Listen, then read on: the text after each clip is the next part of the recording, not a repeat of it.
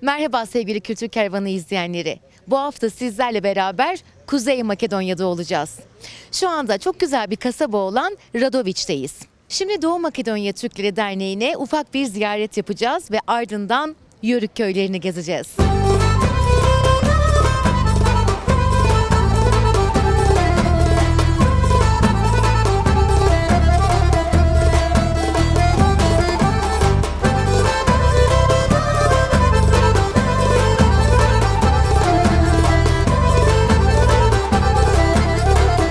Sevgili izleyenlerimiz, Doğu Makedonya Türkleri Derneği'nin misafiriyiz bugün ve yanımızda başkan yardımcımız var. Hemen kendisini biraz tanımak isteriz. Teşekkür ederim. Sizlere ilk önce teşekkür etmek istiyorum. Çünkü ta ana vatanımızdan gelip derneğimizi ziyaret ettiniz. Bizlere bu fırsatı verdiniz. Sizlere teşekkür ederim. Buradan da tüm Türkiye, akrabalara, eş dosta hepsine selamlar olsun. Ben Enis Ömer, Doğu Makedonya Türkleri Derneği Başkan Yardımcısıyım. Aynı zamanda Radoviç Belediye Meclis üyesiyim. Buradaki halkımıza elimizden geldiği kadar yardımcı olmaya çalışıyoruz. Derneğin ne gibi faaliyetleri oluyor? Yani burada Türk adetlerini yaşatmak için neler yapıyorsunuz? Şimdi biz Doğu Makedonya Türkleri Derneği olarak da derneği kurduğumuzda 2004 yılında derneğin amaçlarından bir tanesiydi. Buradaki yaşayan Yörüklerin örf adetlerini, geleneklerini, göreneklerini yaşatmak. Bununla da ilgili 2007 yılında aldığımız karardan her yıl düzenliyoruz Yörük şenlikleri. Orada asıl amacı bu festivalin dediğim gibi buradaki Yörüklerin örf adetlerini, geleneklerini, görenekleri gençlere yaşatmak. Bunu da yaşatmaya çalışıyoruz. Tabii ki şimdi Yörük köylerine çıktığın zaman hala da günlük kıyafetlerini, Yörük elbiselerini kullanıyorlar. Ama maalesef gençlerde yavaş yavaş bu kaybolmaya başladı. Biz de dernek olaraktan dedik ki böyle bir festival düzenleyelim. Oraya 2-3 bin kişi katılım oluyor. Makedonya'nın dört bir yanından, yurt dışından gelen folklor gösterileri oluyor. Selamlama konuşmaları oluyor. Atasporumuz güreş oluyor. Aynı olduğu zaman koşu yarışları oluyor. Baktığın zaman böyle güzel bir şenlik oluyor. Dediğim gibi bu yıl 17.sini düzenledik. Çok teşekkür ederiz bu arada. Günlerdir burada özlediğimiz Türk kahvesini de ikram ettiniz bize. Çok mutluyuz gerçekten bu kahveye şu an kavuştuğumuz için. Peki burada düğünler de festival gibi oluyormuş. Hatta biz bugün katılacağız bir tanesine. Neler yapılıyor bu düğünlerde? Şimdi bizim düğünlerimizde eskiye kalan biz Yörükler Konya Karaman'dan daha Osmanlı döneminden önce buraya yerleşmişler. Tabii ki siyasi anlamında Tito döneminde biraz arka planda kalınmış buradaki Yörükler, Türkler. Neden? Çünkü kendilerine kapanık ama belki de öyle olması bizim avantajımıza döndü. Neden? Çünkü biz Makedonlarla alışveriş aramızda yok. Yani akraba evliliği yok. Kendilerine içine kapanıp herkes birbiriyle evlilik yapmış. Bu da bizim örf adetlerimizi, dilimizi korumuş bir nevi böyle. O da bizim açımızdan gerçekten avantaj ve de güzel olmuş. İnşallah bunu da dediğim gibi biz yaşatmaya çalışıyoruz. Radoviç Belediyesi 26 bin nüfusu var. Bu 26 binden 4 bin, 5 bin arası Türk yaşamaktadır.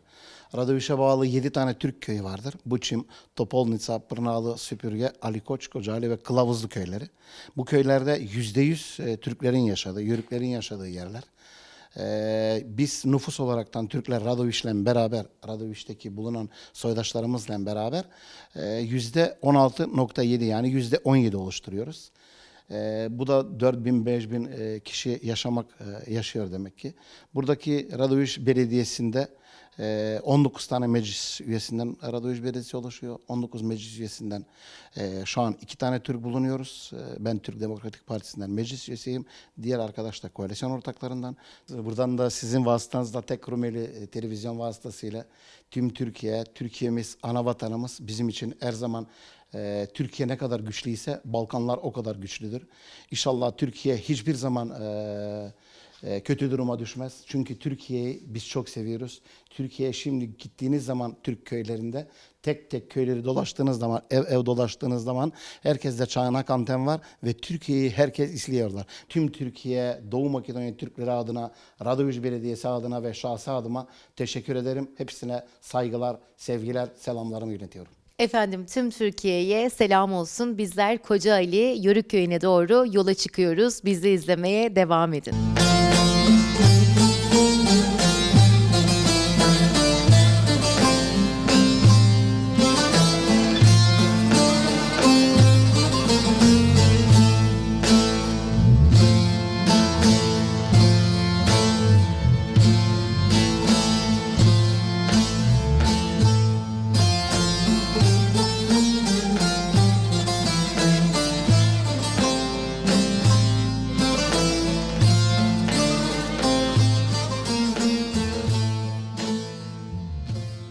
Yörük köylerine geçmeden önce Radoviç'in meydanındaki ilginç tarihi eserleri Enis Bey bizlere aktaracak. Teşekkür ederim. Merhabalar. Burada gördüğünüz gibi 2. Dünya Savaşı'nda Tito döneminde şehit olanlar. Gördüğünüz gibi burada isimleri yazıyorlar. Bu isimlerin içinde de Türkler de şehit olanlar. Onlardan birkaç tanesi diyelim ki Nazım var, Eyüp var, Ömer var, Yaşarov. Ve diğer tarafta da gördüğünüz zaman benim mesela kendi köyümden şehit olanlar bu Buçim köyünden. Diğer tarafta da burada gördüğünüz zaman burada da Türklerden şehit olanlar. Bunlardan diyelim ki İslam Bakiyev, Mumin Demirov, Konçe köyünden bunlar. Mesela Usref Asanov Topolnitsa köyünden, İsmail Maksutov Topolnitsa köyünden. Baktığınız zaman Makedonlarla beraber, yani buranın vatandaşlarıyla beraber o dönemde 2. Dünya Savaşı'nda Tito'nun askerleri olaraktan savaş etmişler Almanlara karşı ve burada şehit olanların da isimleri geçiyorlar.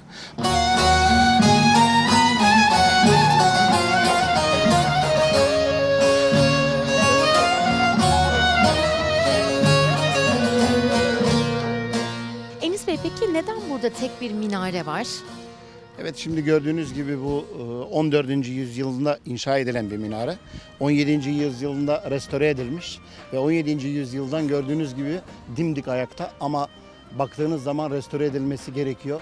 İnşallah buradan da yetkililere ve Türkiye'ye sesleniyorum. İnşallah iş adamları veya Türkiye kurumları gelip bunu bir restore ederseler çok güzel olur. Çünkü çok tarihi bir eser. Ve gördüğünüz gibi burada tek minarenin kalmanın Tito döneminde 2. Dünya Savaşı'ndan sonra 1970 yıllarına kadar, hatta 75 yıllarına kadar burada cami de varmış. Caminin de ismi Çarşı Camii'ymiş. Ama 1970 yıllarından sonra tam şimdi bilmiyorum hangi yılda sözleşme yapılmış ve sözleşme yapılarak buradaki cami mütevellileriyle sözleşme yapılarak buradaki minare artık eski olduğu için çökmek üzereymiş.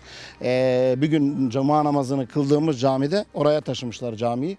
Böylece orada zaten orası Türk Mahallesi gördüğünüz gibi.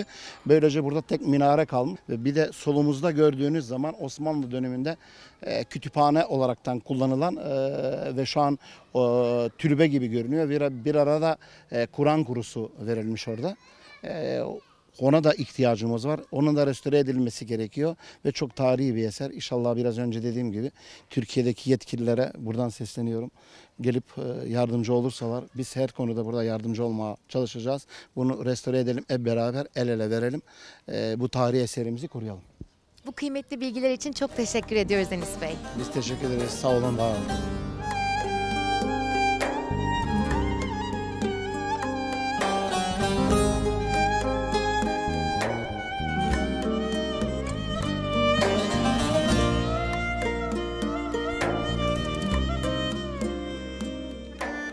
Enis Bey, bize birazcık Radoviç'teki yaşamdan bahsedebilir misiniz? Türkler burada mutlu yaşıyor mu?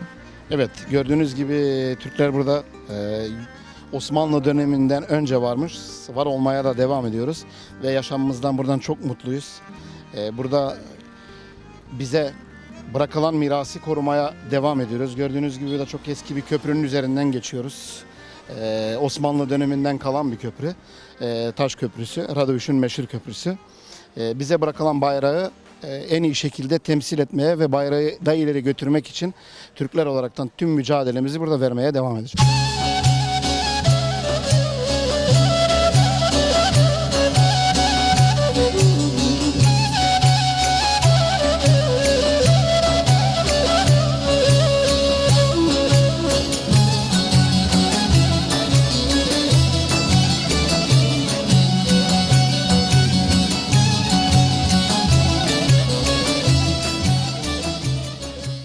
Sevgili izleyenlerimiz, dağları tepeleri aştık ve muhteşem bir manzara eşliğinde Kocaeli köyüne vardık. Burada rengarenk kıyafetleriyle Yörük kadınları karşıladı bizi ve bu köyün şöyle bir özelliği var. Yörük kadınları burada günlük yaşamlarında da bu kıyafetleri tercih ediyorlar. Şimdi ailelere misafir olacağız.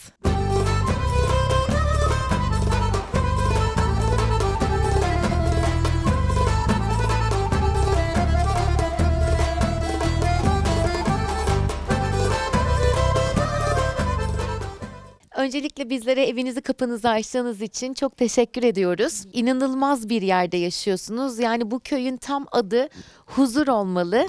Ama biz tabii ki köyün sakinleri olarak sizden dinlemek isteriz köyü. Ama öncelikle sizi biraz tanıyabilir miyiz? Benim ismim İbrahim Alioğlu. Kocaeli köyünde yaşıyorum. Gördüğünüz gibi havamız güzel, köyümüz güzel. Yaşamaya çalışıyoruz. Burada doğdunuz, çocukluğunuz, gençliğiniz hep burada geçti. İşte. Nasıldı bu köyde genç olmak? Neler yapardınız mesela? Ya bizim gençliğimiz kötü geçti yani. Yolumuz yoktu, suyumuz yoktu. Bu durumlar yoktu yani. Şimdi daha iyi durumlardayız. Önceden değildi böyle yani. Siz gençken daha imkansızlıklar içerisindeydi bu köy ama şimdi neler değişti? Şimdi gençler nasıl yaşıyor Çok burada? Öncekiye bakışa şimdi köyümüz çok değişik. Yolumuz var en azından, suyumuz var. Yani pazara gitmeye arabamız var. Önceden ne pazara, eşeklerle pazara giderdik. Yani katırlarla, eşeklerle pazara giderdik. Şimdi şu an iyi durumdayız. İş başka, iş imkanları var şimdi. Eskisi gibi değil yani. Ablacığım sizi tanıyabilir miyiz?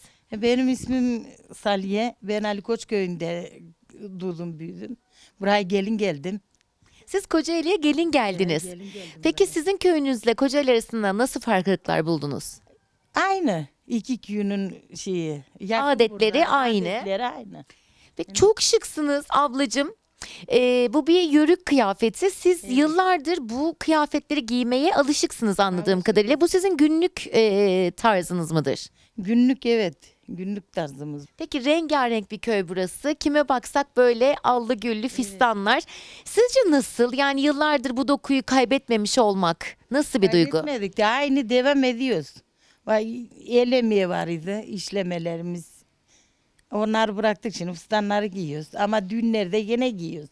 Düğünlerde de mi aynısını giyiyorsunuz? Düğünlerde de aynı giyiyoruz. Öyle el emeği de yaptığı giyiyoruz. Siz de el emeği bir şeyler yapıyor musunuz? Yaptık ya be kızım çiz yapındık, kızlara yaptık.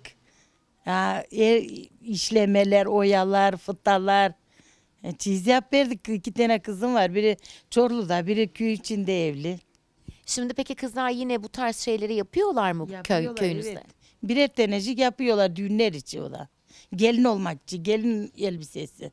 Biraz düğünleri anlatır mısınız bize ablacığım? Ha, düğünlerimiz evvelden benim zamanımda ki şimdiki farklı. Nasıl farklılıklar var? Şimdi çalgılar var, daha gelinlik giyiyorlar. Bizim zamanımızda yokulu böyle değiştiriyorlar kıyafet. O zaman size de bir daha bir düğün yapalım. Nikah tazeleyelim. Siz de öyle bir düğünde bir gelmişken bir çalgılı, türkülü. Olmaz kızım, olmaz gari bize. Olmaz mı? Olmaz Artık kızlar bize. evlenecek Ve sizin. çocukları verdi. Gelinim var 2 tanecik. Torunlarım var. Gelini nasıl evlendirdiniz? Sizin yaptığınız düğün nasıldı? Bizim yaptığımız düğün şimdi şu an yapılan düğünlerden çalgıyla, gelinlikle, her şeyiyle. Ha, babasından gittik istedik. Allah'ın emrinle. Peki istemede böyle bir adet şeklinde çalgılı, türkülü mü yapılıyor? Yok. Yok öyle gidiyoruz da babasından Allah'ın emrinle istiyoruz. Çiçeğine, çikolatasına gidip istiyoruz. Orada nişanlık alıyorlar. 3 ay 5 ay. Sonra düğünümüz gene oluyor. Ama evvel biz atlarla gelirdik. Şimdi arabalarla. Şimdi arabalarla gidiyor gelinler değil mi? Peki ablacığım bize bir gününüzü anlatabilir misiniz? Uyanıyorsunuz akşama kadar Kocaeli köyünde bir gün nasıl geçiyor? Bir gün nasıl geçiyor? Tek kalkıyorsun keçinle, tavuğunla, yemeğinle, komşunla sohbet ediyorsun. Zaman geçiyor. Seviyor musun köyü, seviyor musun? Seviyorsun, çok seviyorsun köyümü. Yani güzel.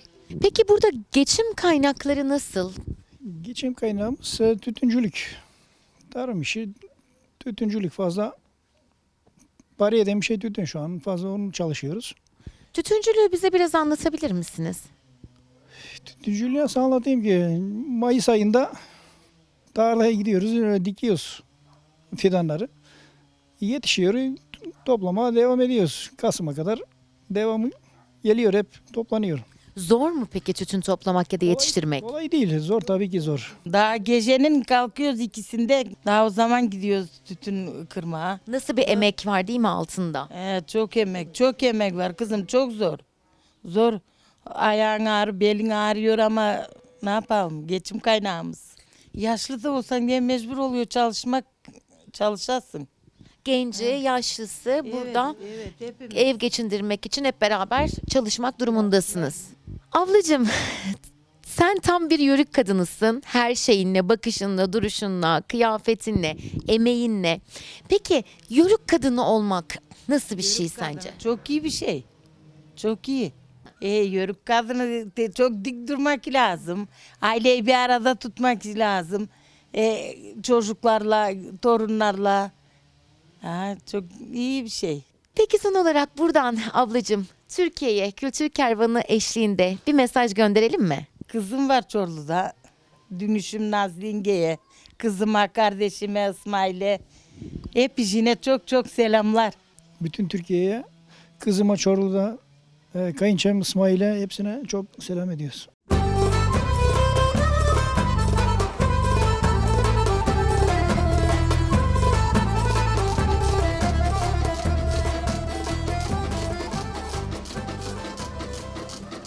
Kolay gelsin. Sağ olun. Kahküllünüzden merhabalar. Merhaba. Kahküllünüzden anladığıma göre siz bu evin gelinisiniz. Evet. Sevgili izleyenlerimiz bilmeyenler için anlatayım. Böyle bir kahkül kestirdiğiniz zaman ben bu evin geliniyim demek oluyor adetlerimizde. Biraz tanıyabilir miyiz seni? Ben Emine. Bu köyde gelinim. Çocuğumuz var bir tane 6-7 aylık. Allah bağışlasın. Sağ olun. Peki burada bu çok meşhur düğünlere hatta bu akşam biz de gideceğiz inşallah. Çok merak ediyoruz. Sen de bize biraz düğününü anlatır mısın? Nasıldı? Benim düğünüm kına gecesinde yörük gelini olunuyor. Ondan sonra bindallı diyoruz kaftan. O kınada o giyiliyor, testi kırılıyor. Damadın başında oynuyoruz böyle, testiyi kırıyor. Yeni bir hayata başladın. Kaynananı seviyor musun mesela? Evet, kaynamı seviyorum, mutluyum. Eşimi seviyorum, geldiğim evi seviyorum. Gelin olmak güzel bir şey. Evlenip yuva kuruyorsun, çocuğun oluyor. Eşimi seviyorum, kaynamı da seviyorum. Evimi de çok mutluyum, çok seviyorum. Peki çok şıksın. Teşekkür ederim. Bu köyde hepiniz böyle giyiniyorsunuz. Kayınvaliden de aynı şekilde giyiyor. Daha biz ilk defa sizin evinize misafir geldik. Merakla bekliyoruz. Bütün köyü böyle gezmek istiyoruz. Hep böyle mi giyiniyorsunuz? Her gün bunları mı giyiyorsunuz? Evet, her gün bunları giyiyoruz. Bu bizim günlük kıyafetimiz, yöresel kıyafetimiz. Bugün uyanıp bunları giyiyoruz ama isteyen başka türlü de giyebiliyor. İsteyen Pantolon, normalde pantolon giyebiliyor. evet. Bunlardan peki rengarenk çeşit mi var? Evet. Her türlü var. Mavisi, pembesi, kırmızısı her türlü renginden var. Peki sen bir yörük kızı olduğun için, bunu temsil ettiğin için mi böyle giyinmeyi seçiyorsun? Seviyorum yani, evet. Seviyorum böyle giyinmeyi. Türkiye'ye hiç geldin mi daha önce? Evlenince gitmiştim görümcemin düğününe. Buradan Türkiye'ye çok selamlarımı söylüyorum. Akrabalarımıza, görümceme yani ablama çok selamlarımı söylüyorum. Sen de evin diğer halkı gibi tütüncülükle uğraşıyorsun. Bize biraz anlatabilir misin? Zor mu? Tütüncülük evet zor. Gece 2'de kalkıp saat 10'a kadar 11'e kadar tütün kırıp geliyorsun eve diziyorsun. Sonra iskeleye asıyoruz. Eşim polis. O boş zamanlarında bize yardıma geliyor. İşte tütün işi zor ama güzel de seviyoruz yani işimizi severek çalışıyoruz. Neden gece yapmak gerekiyor? Çünkü çok sıcak oluyor. O yüzden de gece gidiyoruz, ışıklarla kırıyoruz. Ondan sonra gelip diziyoruz evde. Nasıl Sıcak yaparken? olmadan. Yaparken peki muhabbet ediyor musunuz? Şarkı türkü söylüyor musunuz? Nasıl geçiyor o? Uzun bir zaman var çünkü onu yaptığınız. Nasıl geçiriyorsunuz o zamanı? Muhabbet de ediyoruz. Bazen işimize de bakıyoruz. Kırıp eve gelmek istiyoruz çünkü çok sıcak oluyor. Çalışmadan olmuyor. Mutluyuz işimizde de. Zorluğu da var ama işte severek de çalışıyoruz. Çünkü çalışmadan yok.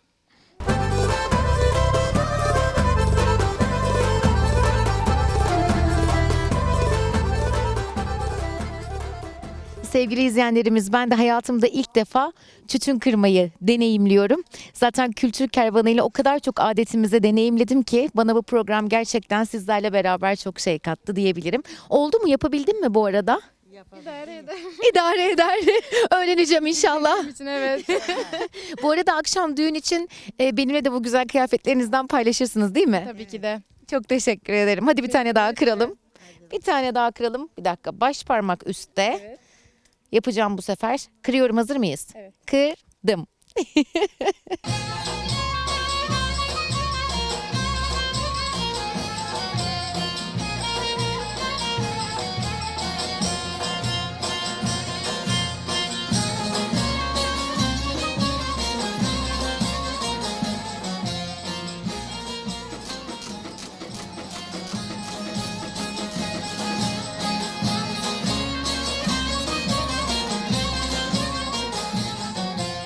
sevgili izleyenlerimiz, komşularımız da bizi ziyarete geldiler. Burada çok güzel kadınlarla, rengarenk ruhlarla beraberim. Hepsi bana boncuk boncuk bakıyor. Şimdi birazcık onları tanıyacağız. Adım Ayşe. Burada doğdun, çocukluğun burada geçti. Nasıl geçti? Zor geçti, zor. Fıkaraydık, fıkara. Çocukluğun burada zor geçti. Gençliğin nasıldı? Gençliğimde de çok zahmet çektim. Şimdi yaşlılığında rahat ediyor musun? Şimdi ediyorsun ama çürüdüm ne gar. Yok takatım yok hiç. Yatıyorsun oturuyorsun bütün gün. 8 tane çelet büyüttüm. 10 tane düğün yaptım, 11 tane. Tabii davullarla gittik gelin almaya. Gelini aldık, oradan geldik. O sabah düğün yaptık. Sen Çaldılar 4 kere ata bindin yani. 4 kere ata bindim. 3 gelin alındım. Ay maşallah.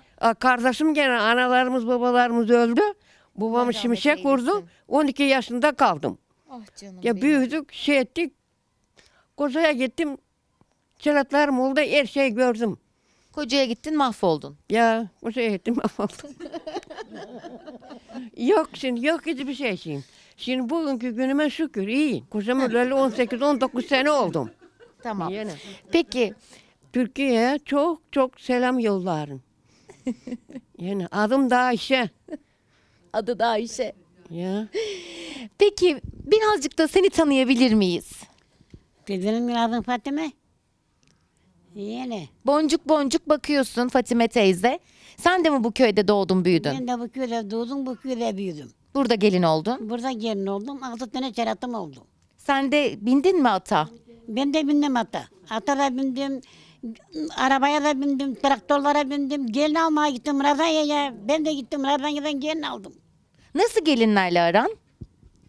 Gelin de ne bileyim yapılı düzülü, örtülü.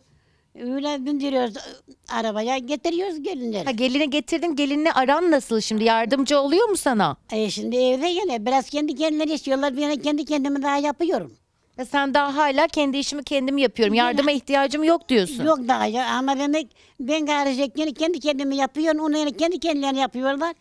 Adam vardı benim 7 ay oldu öldü. Allah rahmet Adamım eylesin. Adam benim işliyerdi. Adamım çok akıllıydı. Çok namaz kılardık ikimiz de. Perşembe gün namaz kıldı. Benle gün öldü. Yani çok güzel yaşadık.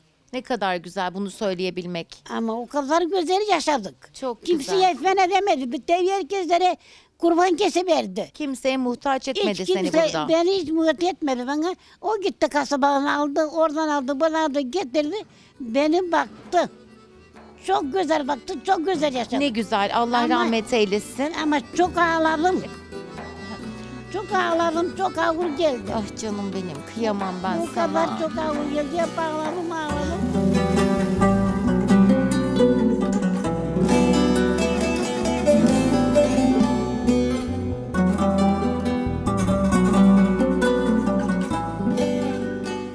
Düğünüm de oldu benim gene. nasıl? Benim gene pazartesi günü sandık vardı. Sandıklarda getirdiler. Adamlar getirdi. Karılar geldiler. Onlara ekmek verdik. Tekrar salih oldu. Çarşamba günü davullar çıktı. Davullarla Perşembe günü gene gari. O gece adamlar gitti ekmek yemeye davul çıkaranlar. O çocuk evinde. O sabahsı gene geldiler beni alma. Gene gittik. Cuma günü cuma gelin oldu. Denem gene benim çizim seriliydi. O çizimi top ettiler oradan insancıklar. Çok güzel oldu. Hep Çok tertemiz güzel oldu. Ne kadar güzel oldu. Nasıl tanıştın? Biri mi tanıştırdı? Yani onun da babası apısıydı, benim de babam apısıydı. O apız gittiler. Sonra onun anasına benim anam gene istediler, düğün oldular, verildim. 3 sene veril durdum. Sonra düğün yaptılar bana. 3 sene nişanlı kaldın. Yine 3 sene nişanlı kaldım, sonra düğün yaptık. Su yok, Elektrik elektrik yok, Yok. ekmek yok. ekmeğini bile kendin yapıyordun değil Ekmeği mi? yaparız, kendimiz yapıyoruz. Pişiririz, gideriz bayrağa. Geliriz gene, ondan yine yiyeceğiz. Dükkan yok. Yemek yok. Hiçbir şey yok. Yok bile bahçede sular gelsin de sulansın da yemek olsun. Yok oldu bir zaman su. Bir zaman su bunlardan alırdık 2 tesis onu içerdik. Ama yokluklar arasında Ya. nasıl güzel bir hayat yaşamayı başarmışsın ki bugün bunları gözlerinde olarak anlatıyorsun. Çok güzel anlatıyorum. Çok güzel yaşadık. Hep de Allah razı olsun. Cennete kızlarım da vardı. Onlar ele gittiler. Çocuğum da vardı. Nurçem de vardı. Adamım da verdi.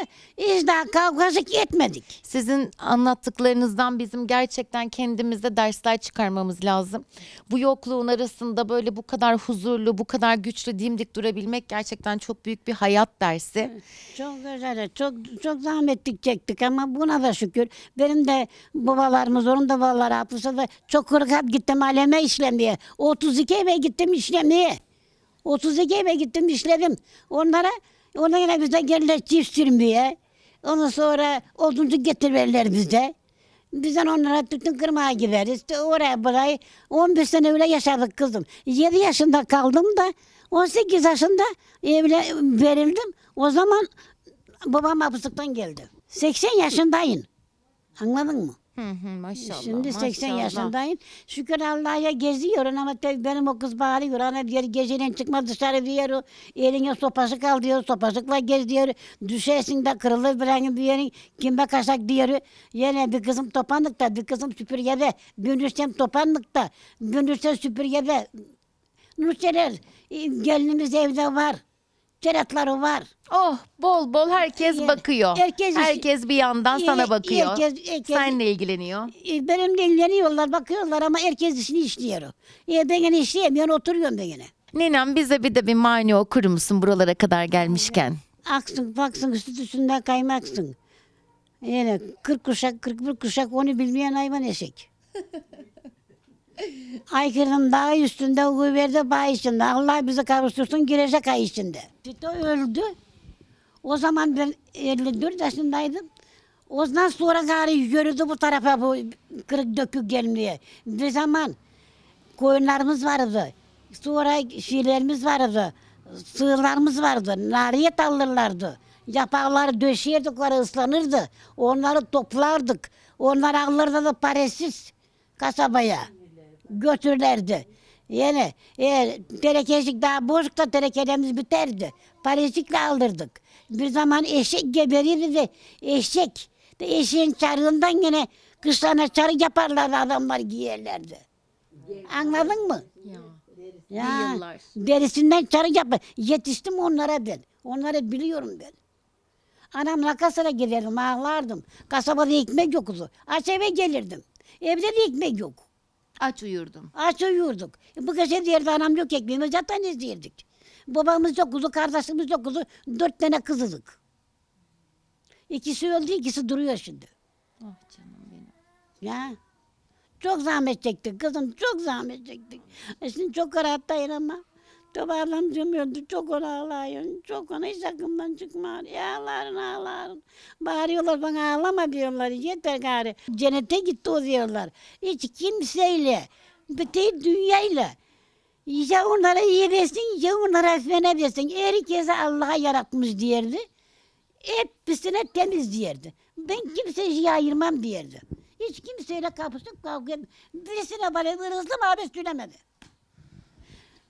50 tane cenaze kaldırdı. Adamım. Duydun mu? 25 tane adam yıkadı.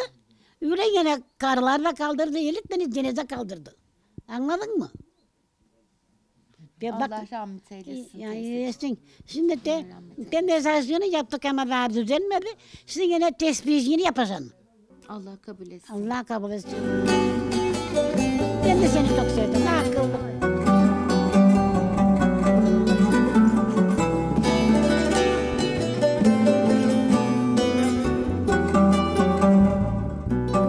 Suyumuz da ayağımızda, dükkanlarımız var, ekmeğimiz de var. Ekmek yapma dükkandan alıyoruz. Hepten güzel şimdi. Sevgili izleyenlerimiz, sizlerin de bildiği gibi Mareşal Tito ölmeden önce buralar ninemin de anlattığı gibi yokluk ve sefalet içindeydi. Çok büyük sıkıntıdaydı halk. Daha sonrasında 1990 yıllarından sonra buralarda çok şükür hem bağımsızlığına hem de refaha ve güzelliklere kavuştu.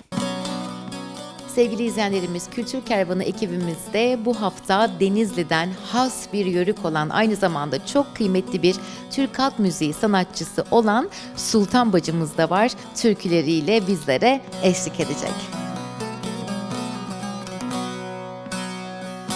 Kessem de dünya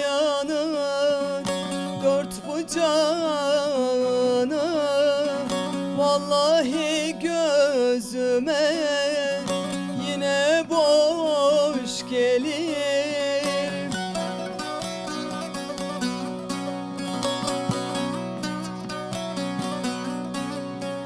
Gönül arzu eder dostu cananı, dostu cananı. Sızlar eski yaram, gözden yaş gelir. Sızlar eski yaram, gözden yaş gelir. Gözden yaş gelir. Gönül arzu eder dostu cananı. Sızlar eski yaram, gözden yaş gelir. Gözden yaş gelir.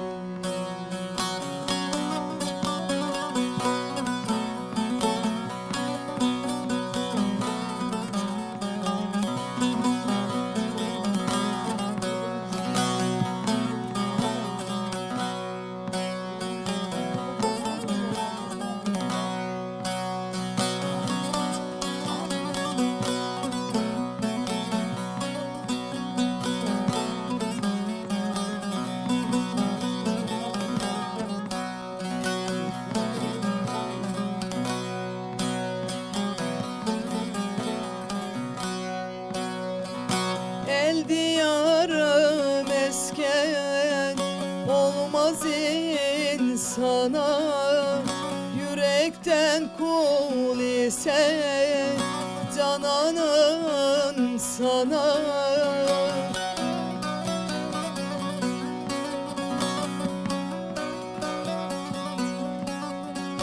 Hal bilmez hoyratı, sararsan cana, sararsan canım. Ağustos ayında başa kış gelir.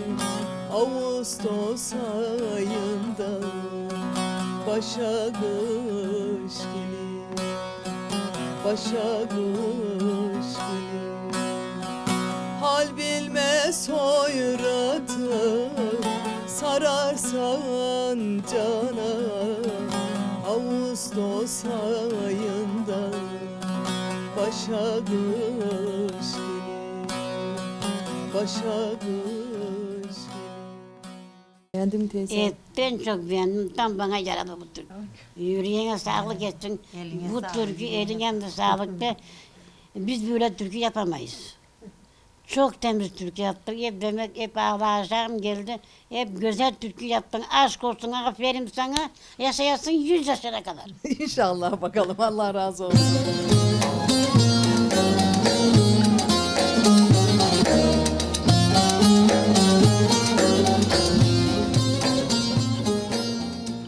Biz bugün Radoviç'in köyü Kocalı'dayız. Burada haneler rengarenk. Çünkü burada köy kadınları hala günlük kıyafet olarak bu üzerimde görmüş olduğunuz yörük kostümlerini giyiyorlar. Hatta bugün biz bir yörük düğününe de denk geldik. Akşam kınamız olacak, ekranlara getireceğiz ve yarın da sizler için düğünü ekranlara getirmiş olacağız. Burası hala tüm benliğiyle yörük köyü olan inanılmaz bir yer. Adetlerine, örflerine son derece bağlılar. Sizlere elimizden geldiğince bu köyü tanıtmaya, gelenek ve göreneklerini ekranlara getirmeye çalışacağız sevgili izleyenlerimiz.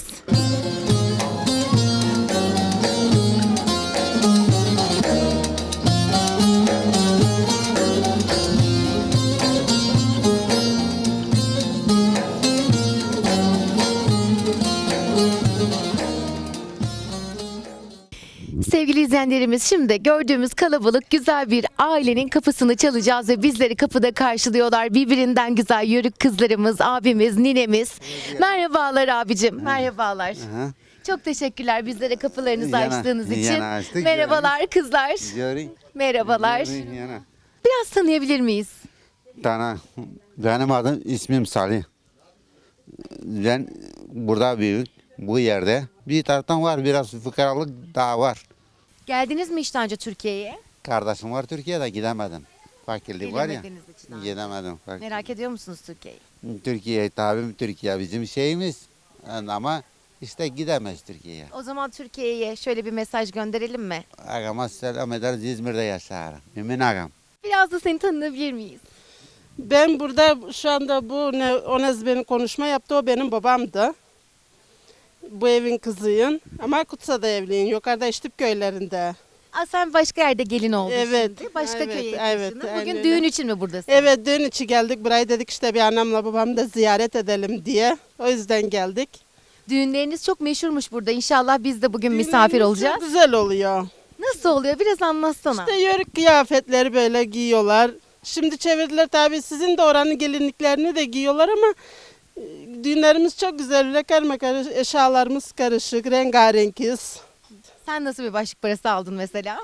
İşte benim 3.000 euro o zaman geçerdi. Şimdi bindirdiler 4.000 euro yaptılar. Başlık parası arttı şimdi. Evet bizim evet öyle şimdi de arttı bizim parayla öyle Türkiye parasına ne kadar gelir onu bilmiyorum da. Amcamlara çok selam söylüyorum. İşte babamın ne Onez dedi kardeşim orada diye. Mümin amcam oluyor benim de. Onlara çok selam. İşte Cemal dayım var orada. Onlara çok selam söylüyorum. Çok teşekkür ederim. Bütün akrabalara bol bol selam söylüyorum. Evet. Selam olsun. Türk okuluna mı gidiyorsun? Türk sınıfında mı okuyorsun? Yani Türkçe'de, Makedonca'da okuyoruz. Makedonca biliyorsun. Evet. Peki yörük kızı olmak nasıl? Yani çok güzel bir şey. Seni de biraz tanıyabilir miyiz? Benim adım Şenur. Az önce konuşan adamın kızıyım. Bu köyde yaşıyorum. Bu köyün bir genci olarak burada mesela gençler neler yapıyor? Bütün bir gün nasıl geçer? Tütüne gidiyoruz. Geziniyoruz sokakta. Ondan sonra okula gidiyoruz. Güzel geçiyor yani. Yörük kızı olmak Evet, güzel bir şey. Mesela düğünlerimiz bizim burada çok güzel. Çok güzel oluyor. Şimdi siz düğüne hazırlanacaksınız. Siz de mi bu kostümlerden giyeceksiniz? Bunlardan giymeyeceğiz. İşte Türkiye elbiselerinden giyeceğiz. Bunlardan giyeceğiz. Bugün böyle tercih ettiniz öyle mi? Evet, bayramlarda böyle giyiniyoruz. Bayramlar nasıl geçiyor mesela Güzel burada? geçiyor. Anlatsana bize biraz. Bayramlarda ilk önce bizim çocuklar gidiyor şeker almaya. Büyükler işte şeker veriyorlar caminin önünde. Bayramlaşıyorlar. Sonra geziniyoruz. Sonra bizim yukarıda bir alanımız var. Orada sancak kuruyorlar. Eğleniyoruz işte. Çok güzel geçiyor. Peki Türkiye'yi seviyor musun ya da hiç geldin mi daha önce? Hayır hiç gitmedim ama çok güzel bir yer bence. Büyünce okuduktan sonra burada oraya gitmeyi düşünüyorum. Türkiye'de yaşamayı düşünüyor musun, istiyor musun? Orada okuluma da devam etmek istiyorum. Müminov ailesinin en büyük ferdiyle beraberiz. Yine böyle boncuk boncuk bakan bir teyzemiz var burada. Teyzem seni biraz tanıyabilir miyiz? Ha bakalım. Biraz anlat bize kendini. Ne kadar bilir anlatalım o kadar. Adın ne? Yemine. Anlatsana bize biraz köyünü, adetlerini, gelenek göreneklerini. Biz senin gibi koca bir çınardan dinlemek isteriz her şeyi. Eşek bile yoktu. Hep gezerek gittik. Tarlamız yok. Evimiz yok. Yok nerede oturalım yok nerede yatalım. Çok zahmet çektik. Ama teşinte bir parça ekmeğim ona da bereket versin diyoruz. Kızım bundan daha zahmetli öte diyivereyim. Hepten çok zahmet çektik ama iki yanımıza bakınamadık buna da şükür. Peki çocuklarını nasıl büyüttün o yoklukta? 5 tane 6 tane çelatım oldu. Bir tane yengilkim öldü. Sonra gene 5 tane gene var. 6 taneden 5 tane. Onun da bir tanesi öldü. Yani bir çocuğunla kaldı karısı. Yani. Geri kalanlarını ev verdim. Her kişi evlendirin çabalar. Evlendirdin hepsini. Hepsini evlendirdim. Ne yapıyorlar şimdi? Tütüncülükle mi uğraşıyorlar? Tütüncülükle uğraşıyorlar. Peki senin gençliğine göre şimdi daha mı kolay sence her şey? Evet, şimdi traktörler var, biraz gidiyorlar abi. Gezerek giderdik. Eşeği hayvana gübre mi yükledirsin? Su bardağını mı o kadarcık. Ama şimdi şükür daha rahat da işleri. Rahat da gidiyorlar. Teyzem Türkiye'ye hiç gelmedin herhalde. Hiç gitmedim. İstiyor muydun gitmeyi? Çok istedim ama neyle gideyim? Parasız götürmezler be yavrum. Canım benim nasip olmadı hiç Türkiye. Olmadı hiç. Peki o zaman Türkiye'ye seninle beraber bir mesaj iletelim mi Kültür Kervanı ekranlarından? Çok selam her kişiye, hepsine. Emine teyzem yaşın kaç? Yaşım 75. Maşallah. Allah uzun ömürler versin. Amin. İnşallah, Hepimize İnşallah yavrum. şu ömründe Türkiye'yi de görmek nasip olur Emine teyzem. Abi inşallah. İnşallah. Cenab-ı Allah ne kadar diyerse, gösterirse. Yani buna da şükür.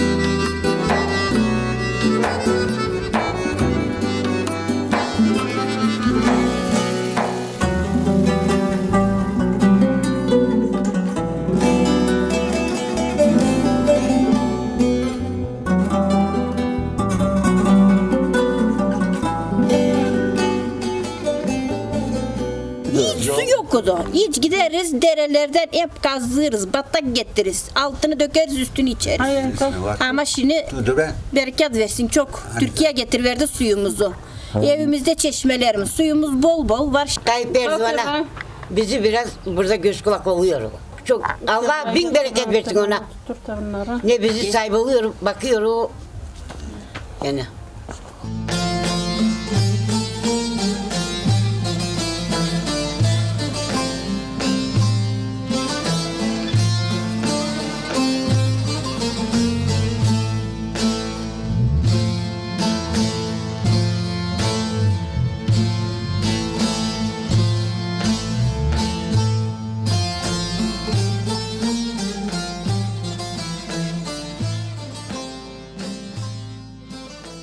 Bir haneye daha girdik ve yine rengarenk bir köy kadınına rastladık.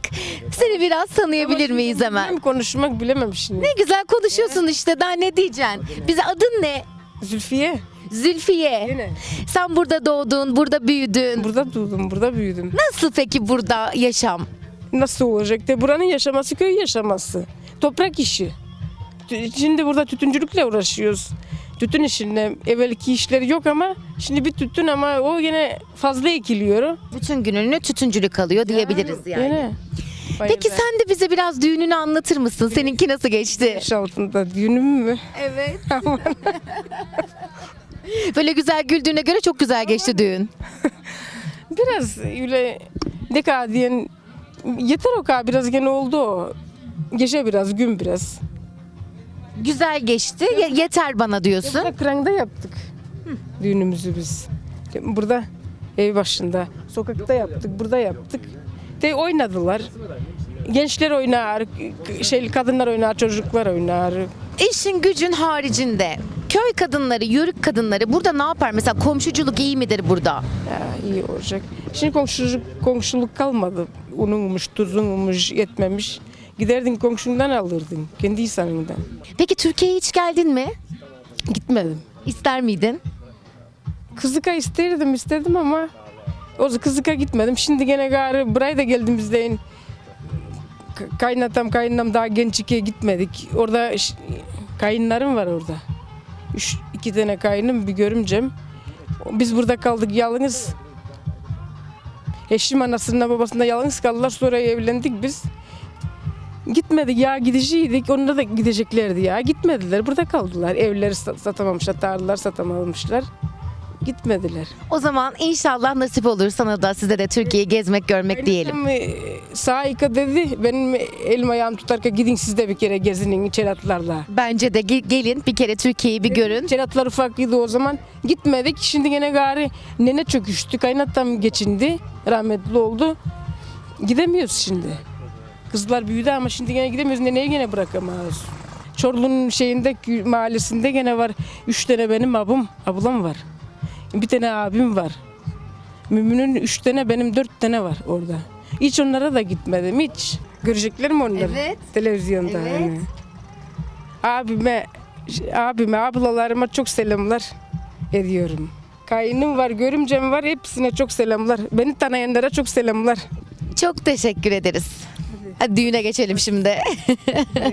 Giyineyim biraz başka fıstık. Haydi giyin bakalım sen fistanları. Görüşürüz düğünde.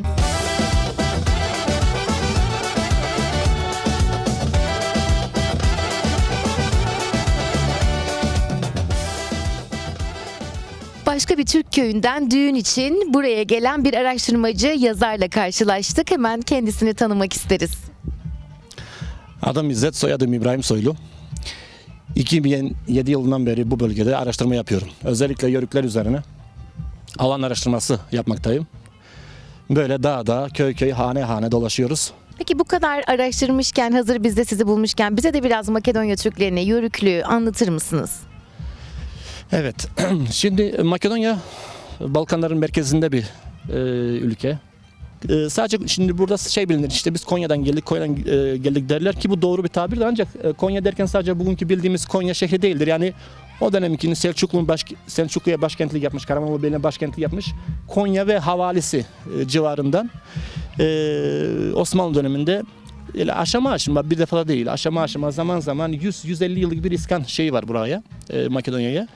Bunlar yavaş yavaş Anadolu'dan Makedonya, sadece Makedonya değil, Kuzey Yunanistan, Bulgaristan, Makedonya, hatta Kosova'ya kadar iskan edilmeye başlıyorlar. 16. yüzyılın sonlarına kadar bu iskan devam ediyor. Yörükler buraya geldikten sonra yine Anadolu'daki konar göçer hayatlarını, yani yürümeye devam ediyorlar. Yazın yaylalara, güzlülere, kışın kışlalara. İşte 1692 yılında buradaki Türkmenlerin, Türklerin gönlünü de kazanmak amacıyla 1692 yılında Rumeli'deki Yörüklere, Türkmenlere Osmanlı Devleti tarafından Evladı Fatihan ünvanı veriliyor. Fethedenlerin çocukları anlamında. Bu bölgedeki köyler 17. yüzyılda kurulmaya başlıyor ve günümüze kadar varlıklarını bu şekilde devam ettirerek geliyorlar. Bu köylerin bir tanesi de işte Kocalı Köyü. Kocalı Köyü bir Yörük Türkmen taifesine dayanmaktadır. Yazılı kaynaklarda 1692'de işte Viyana Savaşı'nda Osmanlı'ya süvari veriyor ve süvari verdiği zaman işte Osmanlı kayıtlarında, kayıtlarında Radovişte kazası Kocalı Mahallesi olarak geçmektedir. Kocalı şu an bu bölgede en büyük Türk köylerinden, en büyük Yörük köylerinden bir tanesidir. 1912 yılında bilindiği üzere Balkan Savaşları başlıyor. Balkan Savaşlarından sonra buradaki Türkler, özellikle Makedonya'daki Türkler buradan Anadolu'ya, çünkü Osmanlı Devleti buradan çekiliyor. Bu arada Osmanlı Devleti'ne burada Türkiye denir veya Türk İmparatorluğu, Osmanlı dönemine Türk günü denir, Türk zamanı denir. Osmanlı, Balkan Savaşları da Yörüklere, işte Türklere ait özel kavramlar var. Koca bozgun diye ifade edilir, yani büyük bozgun, ki bu bölgede yaşanmış en büyük bozgunlardan bir tanesi Balkan Savaşları'dır. Şimdi Balkan Savaşları'nda Osmanlı Devleti buradan gittikten sonra tabii ki akabinde insanlar da birlikte Anadolu'ya göç etmeye başlıyorlar ki çoğu insanlar göç ediyorlar gibi sürekli böyle savaş dönemleri başlıyor.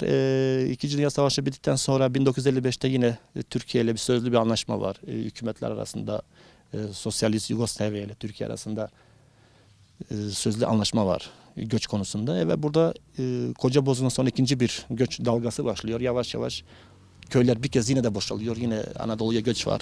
Bu Ege bölgesine özellikle. İzmir, Manisa gibi. Ondan sonra burada nüfus tamamen azalıyor. Özellikle hayvancılıkla, koyun, keçi, sığır bakarak hayatlarını devam ettirdiler. Daha sonra işte hayvancılığın yerini son 20-30 yılda tütüncülük almaya başladı. Türk töresini gerçekten Asya'dan Balkanlara taşıdılar. Giyimlerini korudular, giysilerini korudular. En eski Türkçe kelimeleri, deyimleri, atasözlerini korudular, törelerini korudular, inançlarını korudular. Gerçek günümüze kadar bunları yaşattılar ve yaşatmayı başardılar. Sohbetiniz çok keyifliydi, verdiğiniz bilgiler çok kıymetliydi. Çok teşekkür ediyoruz öncelikle. Türkiye'ye çok selamlar.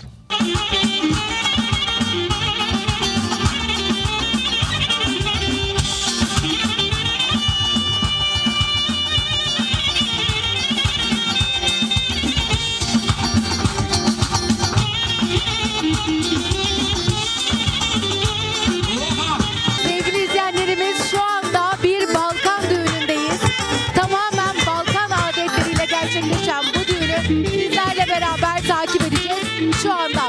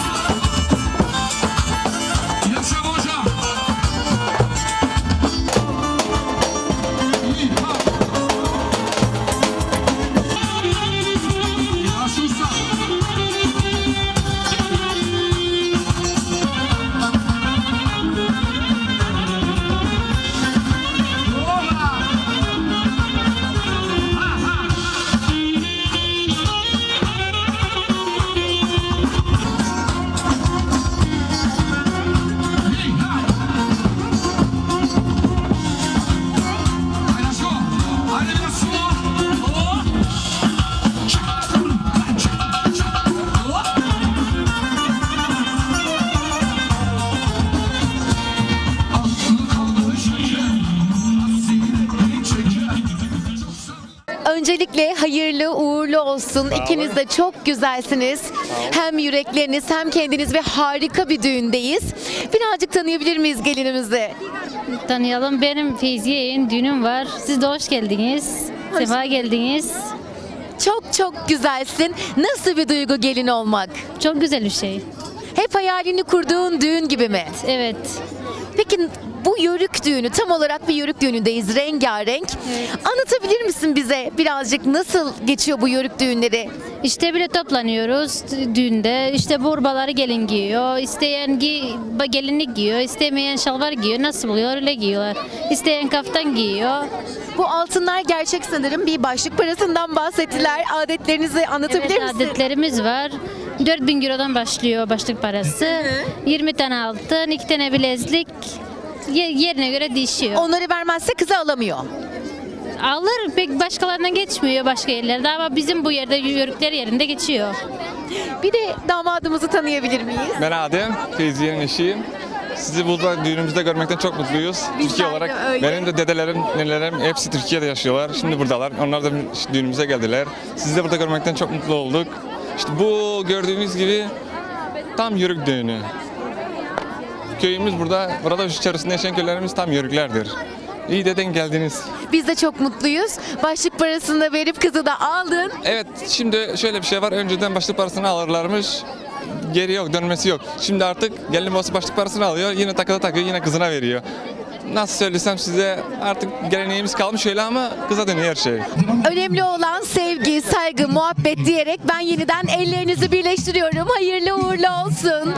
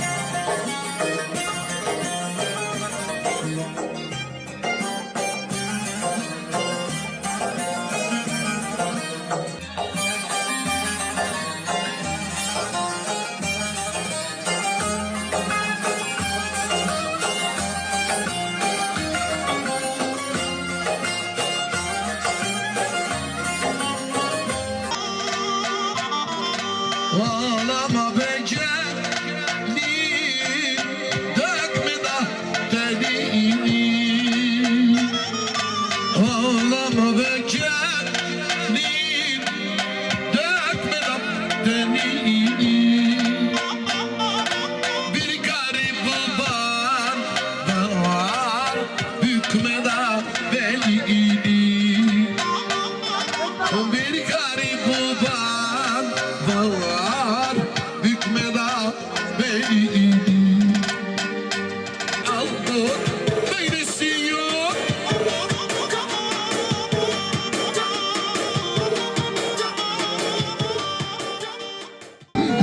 Sevgili izleyenlerimiz, arkamda rengarenk manzaralar görüyorsunuz. Bugün ben de onlardan biri oldum. Dün geceki kınadan sonra düğün merasimi saat 12 gibi başladı. Yemekler dağıtılmaya başladı, müzikler çalmaya başladı, davullar vurmaya başladı. Birazdan takı merasimi olacak. Haydi düğüne.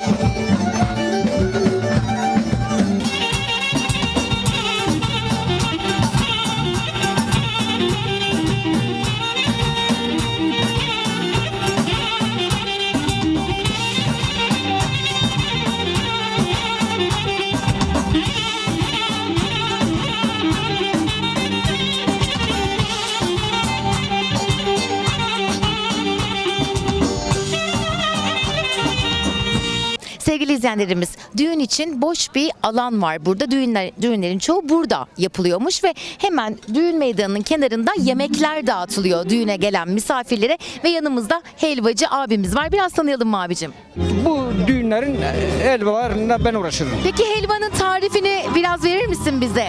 Verebilirim işte, katkılarını mı anlatmak isteyen? Mesela katkılarını ırmık alırız, pazardan satın alırız ırmıklarını. Şekerini alırız. Evet, onları ben aykırılar beni usta gibi. Ben onları bir yere toplarım. Yaparız helvayı.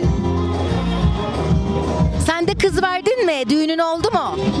Yok, ben kızlarım var, çocuk var, 3 tane benim. Evlendirdin mi? Evlendirdiler. Helvayı sen mi yaptın orada da? Benimkiler, ben helva yapmadım, benimkilere kaçtılar. Kaçtılar seni. Yani kaçtılar, seslemediler mesela. Kaçtı benim. Helvalarını yiyemedin o zaman. Helvalarını yemedik, alemin helvalarını yedik. Yine hep alemden helva yeriz. Peki abicim, burada düğünlerde genelde ne ikram edilir yemek olarak? İkram edilir. Usta tutarız. Buradan var, İniva diye bir Makedon köyü. Oradan getiririz bir usta burayı. O bize supa önce ikram ederiz. Kompir mancası yaparız, akşamdan veririz. Barbar işleriz biz onunla. Sabah gene supa gra fasulye veririz. Fasulye diyeriz biz. Ondan veririz.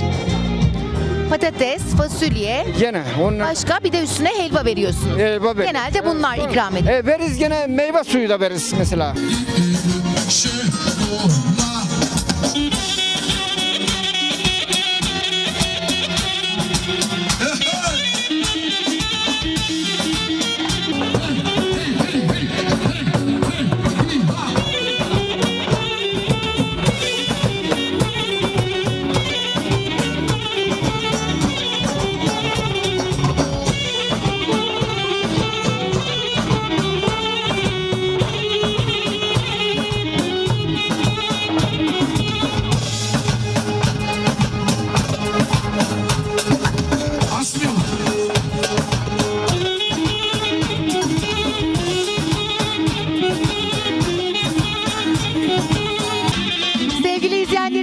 Akşama kadar bu müziğin sesi hiç kısılmayacak. Böyle birbirinden renkli, birbirinden keyifli sahneler izlemeye ve sizler için ekranlara yansıtmaya devam edeceğiz.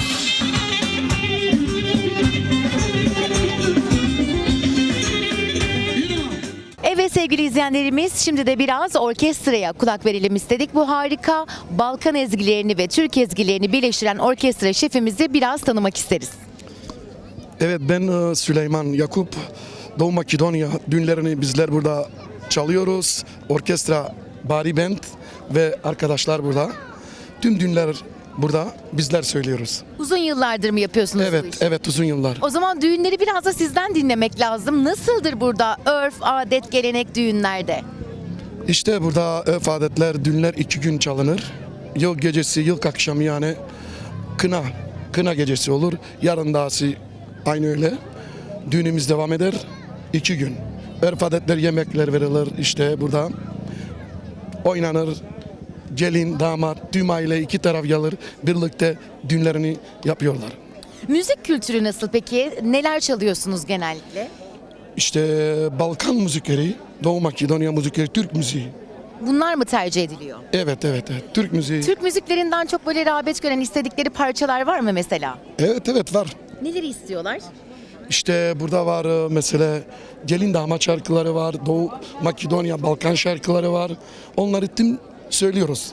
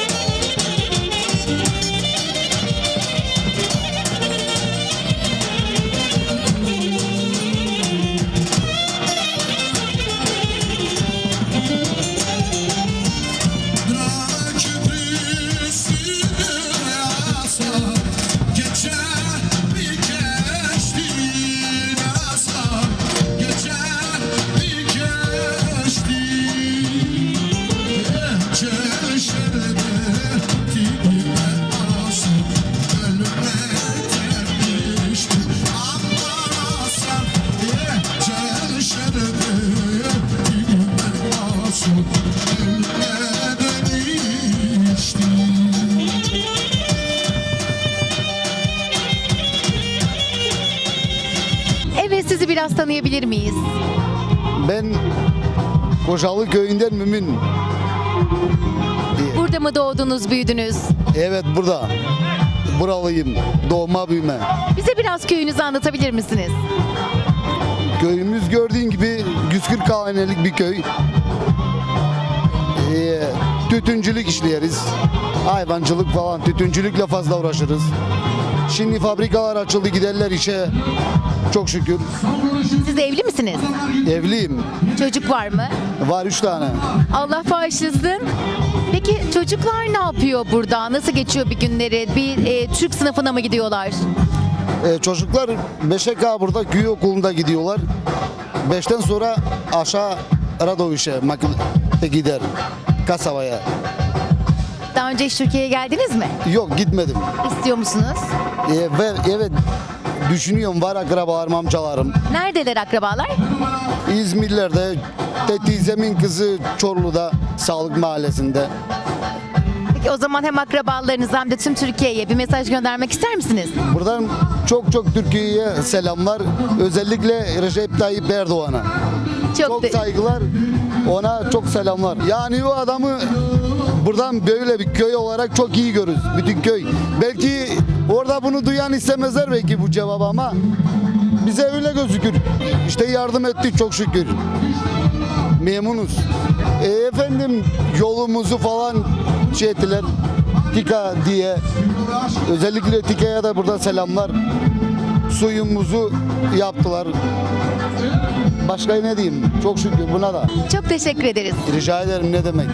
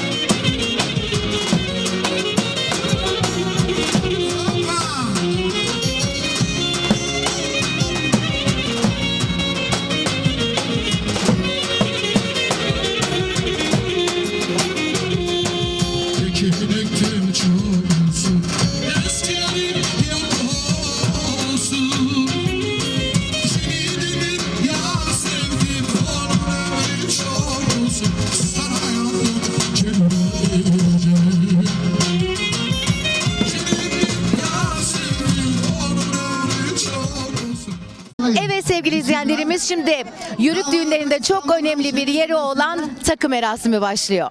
50 euro bir altın dedik damadın en büyük dedesinden, Şerif dededen. İstanbul'dan Mümin dayısından damadın 2000 dinar, sağ olsun var olsun.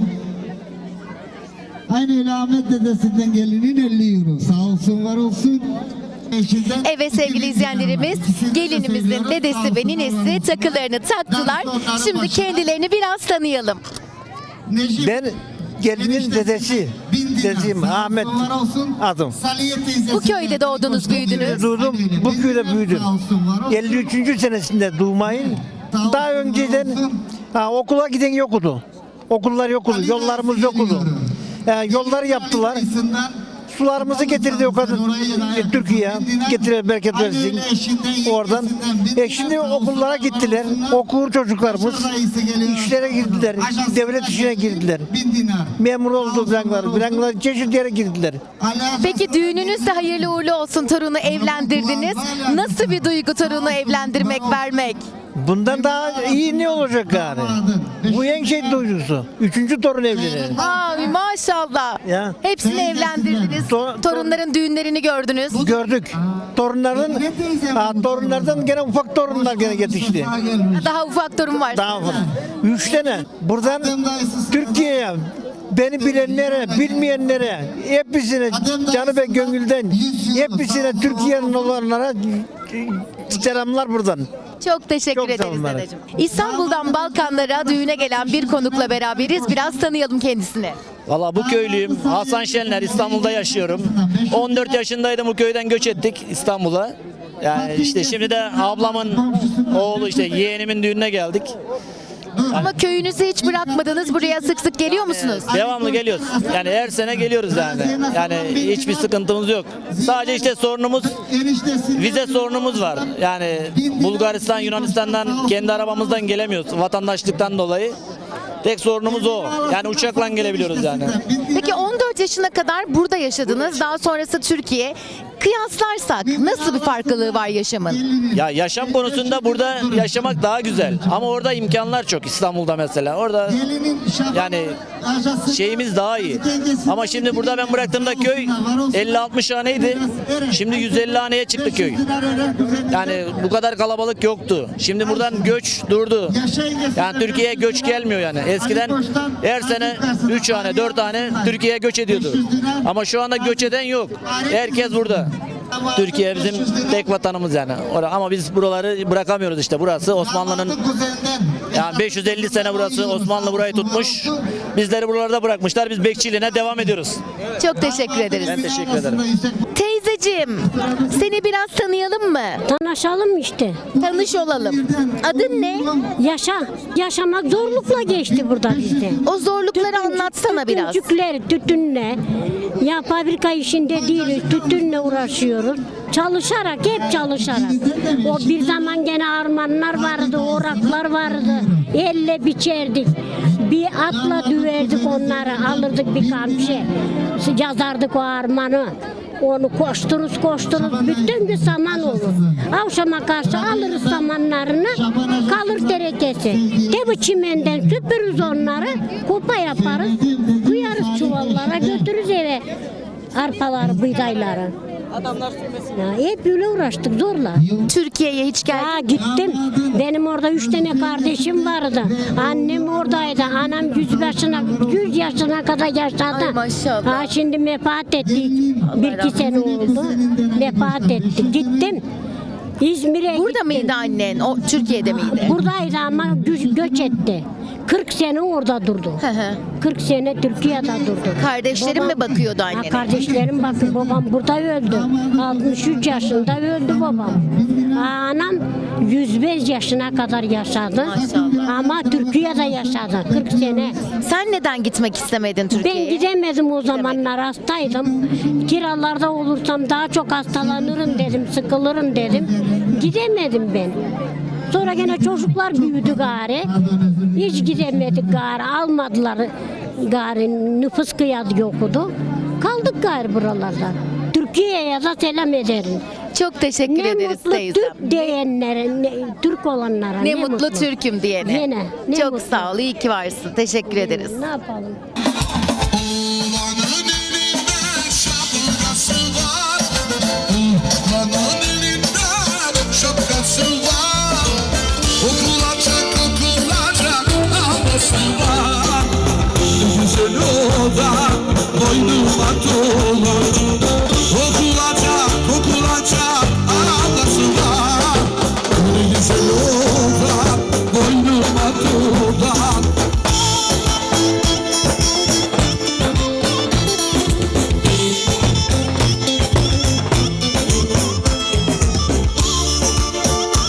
Ayşem, Ramazan, Şemsiler için, Beşir Cinan Sosu Manosu, özellikle Geynan Hanım için. Haydi Geynan Hanım, haydi bakalım. Opa!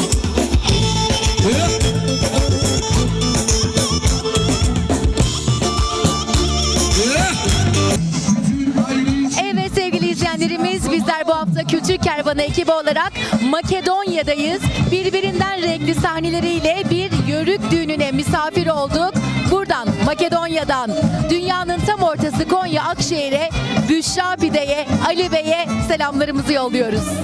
Ayrıca bizleri böylesine renkli bir dünyaya yolladığı için ve programımıza katkıları için Gezerek Öğrenen tur firmasına da teşekkürlerimizi sunuyoruz.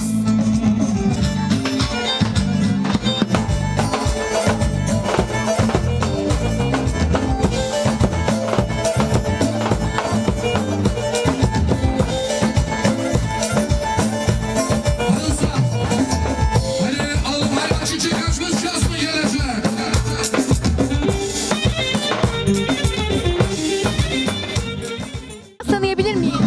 Ben Gülnaz, bu köyde yaşıyorum. Şimdi bugün düğünümüz var, düğüne geldik. Senin de düğün oldu anladığım üzere. Bu tatlı çocuğun annesi olduğuna göre senin düğünün nasıl oldu? Böyle rengarenk oldu mu senin? Öyle oldu, benimki de 3 gün oldu hatta benim düğünüm. Yani gönüllü olunca 3 gün oluyor. Böyle. Siz hep böyle boncuk boncuk gözlü müsünüz bu köyde? Evet, renkli boncuk gözlü hepsinden var. Seviyor musun köyünü? Seviyorum, evet, güzel. Neler yapıyorsun burada bir günde? Bir günde ev işleri, çocuklar. İşte burada tütün işi çalışıyoruz. Tütüne tarlaya gidiyoruz. Gezmek istediğimizde kasabaya gidiyoruz. Böyle yani. Türkiye'ye bir mesaj göndermek ister misin? Tabii ki Türkiye'yi çok seviyoruz. Herkesi buraya bekleriz. Yani bizleri de burada görsünler. Biz de onları görelim, tanışırız. Konuşuruz, misafir herkes gelebilir. Seni de tanıyabilir miyiz biraz? İsmim Sadiye. Buralıyım. Makedonyalıyım. Bu köydesin. Evet. Sen de annesin. Evet, 3 tane kızım var. Ay maşallah. Benim de 3 tane kızım var. Allah bağışlasın. Amin. Hepsine Allah bağışlasın. Peki Türkiye'ye geldin mi hiç? Evet, gittim. Kızların burada mı büyüsün istersin? Türkiye'de mi büyümeleri gibi bir hayalin var? Fark etmez valla. Orası da güzel, burası da güzel ama burada doğduğumuz için herhalde burada yaşamak isteriz. Kızların da burada yaşasın, Evet. burada büyüsün istiyorsun.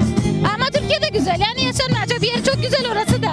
İnsan yaşadığı yeri kendi güzelleştiriyor sanırım, değil mi? Ama olsun, orası Türk memleketi daha güzel. Peki Türkiye'ye bir mesaj iletmek ister misin? Türkiye'ye çok selamlar. Çok teşekkür ederiz. Kız kardeşim de orada zaten. Evet, kardeşine de Evet, ona çok selam. çok teşekkür ederiz. Biz de teşekkür ederiz. Dün kınamızı yaktık. Bugün sonunda nikah kıyıldı, düğün oldu. Hayırlı uğurlu olsun. Önce gelinimize neler hissediyorsun? Çok mutluyum, çok iyi. Çok temiz oldu, çok güzel oldu. Gerçekten harika bir düğün oldu ve sen de çok güzel bir gelin oldun. Derin. Neler söylemek istersin? Valla söyleyecek şey yok. Çok heyecan var değil mi? Evet. Hayırlı uğurlu olsun. Damadı da bakalım ne diyecek? Vallahi bu mutlu günümüzde yine burada tekrardan sizi görmekten çok mutluyuz. Her şey çok güzel, çok yolunda. Bütün hayatınızda düğününüz gibi Amin. güzel olsun Amin inşallah. inşallah. Çok sağ olun. Türkiye'ye çok selamlar ederiz. Mutluluklar diliyoruz. Amin inşallah. Sevgili izleyenlerimiz, harika bir yörük düğününe tanıklık ettik sizlerle beraber. Dün kınamız yakıldı. Bugün harika müzikler eşliğinde halaylar çekildi, takılar takıldı. Hala düğün devam ederken bizler yeni yöreler keşfetmek için düğünden ayrılacağız. Gelinimize ve damadımıza mutluluklar diliyoruz efendim. ederiz. Sevgili izleyenlerimiz, bu hafta size rengarenk kostümlerimizle Radoviç Kocaeli köyünden seslendik. Bir sonraki seferde yeniden görüşmek dileğiyle barışla, sevgiyle, huzurla ve kültürle kalın. Hoşça kalın.